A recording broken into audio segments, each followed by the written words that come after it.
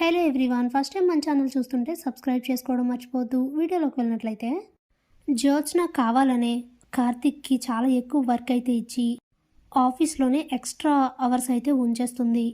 ఇక తనకి tea, coffee, juice, snacks అన్నీ ఇస్తుంది. కానీ కార్తిక్ అయితే వాటి వేటిని కనీసం ముట్టుకోడు. ఇక అలానే వర్క్ చేసేస్తూ ఉంటాడు కార్తీక్.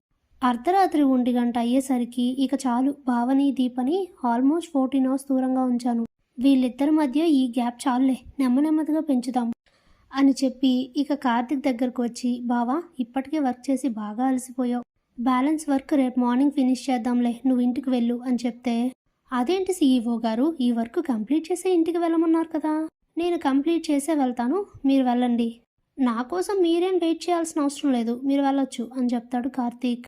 అది కాదు బావా అని జ్యోత్స్న చెప్పబోతూ ఉంటే అప్పుడే కార్తీక్, నువ్వు పొద్దున్న సమర్థత గురించి మాట్లాడావు కదా, మరి అలాంటప్పుడు మధ్యలో వదిలేసి ఎలా వెళ్ళిపోతాననుకుంటున్నావు?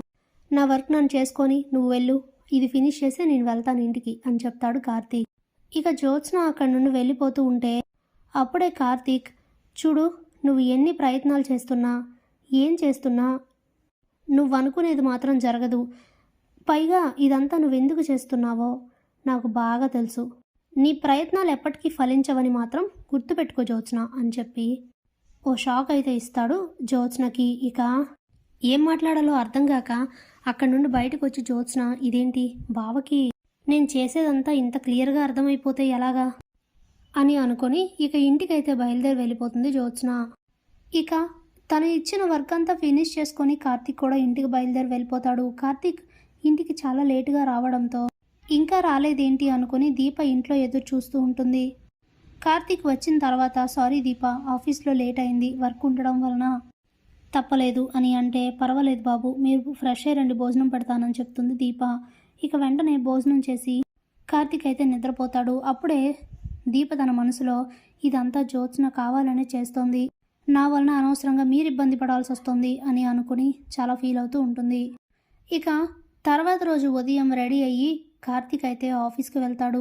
ఆఫీస్లో వర్క్ చేస్తూ ఉండగా దీప గుర్తుకొస్తుంది కార్తీక్కి. పాపం దీప, నిన్న నైట్ నేను ఇంటికి ఎంత లేటుగా వెళ్ళినా నా కోసం తను ఎదురు చూస్తూ కూర్చుంది అని అనుకుని వెంటనే దీపకి ఫోన్ చేసి మాట్లాడుతూ ఉంటాడు కార్తీక్. అప్పుడే అటుగా వెళ్తూ జ్యోత్స్న ఆ మాటల్ని వింటుంది. ఇక దాంతో చాలా కోపం వస్తుంది జ్యోత్స్నకి. అంటే వర్క్ టైంలో కూడా బావకి దీపకి గుర్తుంది అంటే దాని అర్థం ఏంటి? రోజు రోజుకి వాళ్ళిద్దరు దగ్గర అవుతున్నట్టే కదా. అంటే ఏంటి, నా ప్రయత్నాలు ఏవి ఫలించడం లేదా?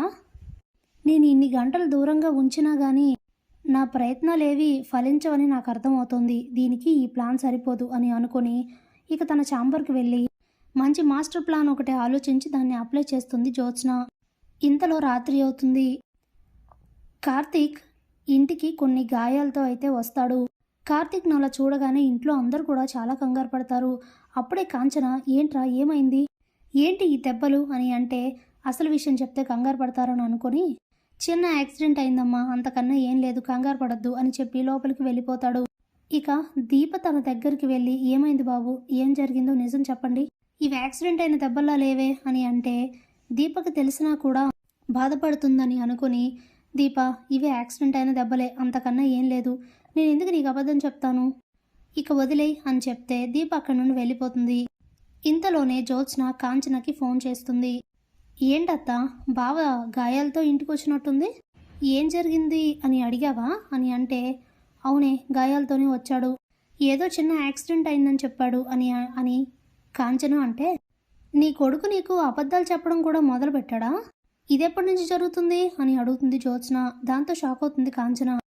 నాకు అబద్ధం చెప్పడం ఏంటే, ఏం మాట్లాడుతున్నావు అని అంటే, బావకి అయ్యింది యాక్సిడెంట్ కాదు అత్త, బావపై నరసింహ దాడి చేశాడు, అందుకే ఆ గాయాలయ్యాయి అని చెప్తే స్టన్ అయిపోతుంది కాంచన. ఏం మాట్లాడుతున్నావు, నరసింహ ఎందుకు కార్తీక్పై దాడి చేశాడు అని అడిగితే, ఇంకెందుకు, వీళ్ళిద్దరూ పెళ్లి చేసుకున్నారుగా, అందుకే అయి ఉంటుంది ఏమో, కానీ అత్త నీకో విషయం చెప్పనా, నువ్వు నీ కొడుకు సంతోషం కోసం ఆలోచించి బావ దీపమడలో తాలి కట్టినా నువ్వేం మాట్లాడలేదు, కానీ తనకు సంతోషం దక్కుతుందో లేదో నాకు తెలియదు, కానీ ఇప్పుడు నరసింహ ఇలా దాడి చేయడం వలన ఏదో రోజు తన ప్రాణాలతోనే ఉండేలా లేడు, ముందు ఆ విషయం ఆలోచించు అని చెప్పి ఫోన్ పెట్టేస్తుంది జ్యోత్స్న. అప్పుడే పారిజాతం జ్యోత్స్న దగ్గరకు వచ్చి ఏంటి ఏమైంది అని అడిగితే జరిగింది మొత్తం చెప్పి, ఇదంతా నా ప్లానే గ్రాని, నేనే నరసింహని దాడి చేయమని చెప్పాను. ఇప్పుడు అత్త మనసులో ఓ పెద్ద భయం అనే బీజాన్ని నాటాను. ఇప్పుడుంటుంది అసలైన ఎఫెక్ట్ చూడు. ఈ దెబ్బతో ఖచ్చితంగా దీపన్ అత్త ఇంట్లోంచి గెంటేస్తుంది అని అంటుంది. ఇక ఇద్దరు హ్యాపీగా ఫీల్ అవుతూ ఉంటారు. ఇంతలోనే ఉదయం అవుతుంది. ఉదయాన్నే కాంచన హాల్లోకి వచ్చి దీప అని పిలుస్తుంది. ఇక ఇంతలో అందరూ కూడా బయటికి వస్తారు. ఏంటమ్మా చెప్పండి అని దీప అడిగితే, తక్షణమే నువ్వు నీ కూతుర్ని నీ అత్తగారిని తీసుకొని మా ఇంట్లో నుండి వెళ్ళిపో అని అంటుంది. ఒక్కసారిగా షాక్ అయిపోతుంది అనసూయ, దీప ఇద్దరు. ఇంతలోనే కార్తీక్ కూడా అక్కడికి వస్తాడు. ఏంటమ్మా ఎందుకలా అంటున్నావు, ఏమైంది అని అడిగితే, ఎరా నీకు అబద్ధం చెప్పడం ఎప్పటి నుంచి అలవాటైంది అని అంటే, ఏమైందమ్మా అని అడుగుతాడు కార్తీక్.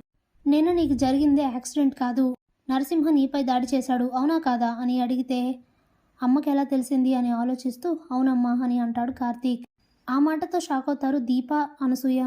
ఇంతలో కార్తీక్, అయితే దానికి దీపను బయటికి వెళ్ళిపోమనడానికి సంబంధం ఏంటి అని కార్తీక్ అడిగితే, దీప మన ఇంట్లోనే ఉంటే మీ ఇద్దరు సంతోషంగా ఉండడం చూడలేక నరసింహ నీపై దాడి చేసి ఏదైనా జరగరాంది జరిగి నువ్వు నాకు దూరం అయితే అప్పుడు నాకు మిగిలేది బాధ ఒక్కటే. నీ సంతోషం కన్నా నువ్వు ప్రాణాలతో ఉండడమే నాకు ముఖ్యం, అందుకే దీపను వెళ్ళిపోమంటున్నాను అని అంటుంది కాంచన. అప్పుడే దీప, సరేనమ్మా మీరు చెప్పినట్టే చేస్తాను, నేను వెంటనే వెళ్ళిపోతాను అని చెప్తుంది. ఇంతలో కార్తీక్ దీపని ఆపి, అమ్మా అన్నీ ఆలోచించి ఈ మాట అంటున్నావా, అయినా ఆఫ్టర్ ఆల్ నరసింహకి భయపడేదేంటి, వాడిని ఎలా ఎదిరించాలో వాడికి ఎలా బుద్ధి చెప్పాలో నాకు తెలీదా, అంత మాత్రాన నువ్వు దీపని ఎందుకు వెళ్ళిపోమంటున్నావు, తను నా భార్య, తను ఎక్కడికి వెళ్ళదు, పరిస్థితులన్నీ అర్థం చేసుకో, నేను ఏ పరిస్థితుల్లో దీపమడలో తాళి కట్టానో నీకు కూడా తెలుసు అని చెప్పేసరికి ఇక శౌర్య ఆరోగ్య పరిస్థితిని గుర్తు చేసుకున్న కాంచన సైలెంట్ అయిపోతుంది.